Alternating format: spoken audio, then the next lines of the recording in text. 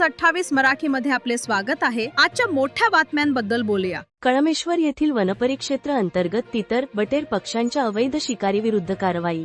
नागपूर जिल्ह्यातील वन विभागांतर्गत कळमेश्वर वनपरिक्षेत्रातील मौजा उबगी येथील शेत सर्वे क्रमांक 142 येथील दिनांक 17 जुलै 2026 रोजी मिळालेल्या गोपनीय माहितीच्या आधारे वन विभागाच्या पथकाने विशेष कारवाई करण्यात आली। या कारवाई दरम्यान 3 संशयित व्यक्तींना ताब्यात घेण्यात आले।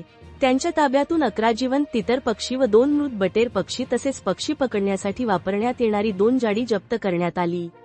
वन्यजीव संरक्षण अधिनियम 1972 मधील लागू तरतुदीनुसार वन अपराध नोंदविण्यात आले असून पुढील तपास करीत आहे।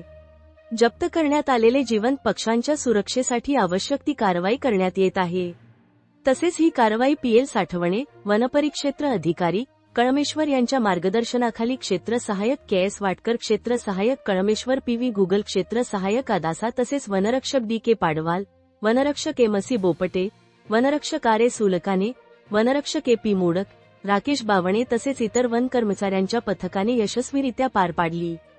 वनविभाग नागरिकांना आवाहन करण्यात आले की वन्यजीवांची शिकार तस्करी किंवा बेकायदेशीर ताबा यासंबंधी कोणतीही माहिती मिळाल्यास तात्काळ नजीकच्या वन कार्यालयांशी संपर्क साधावा।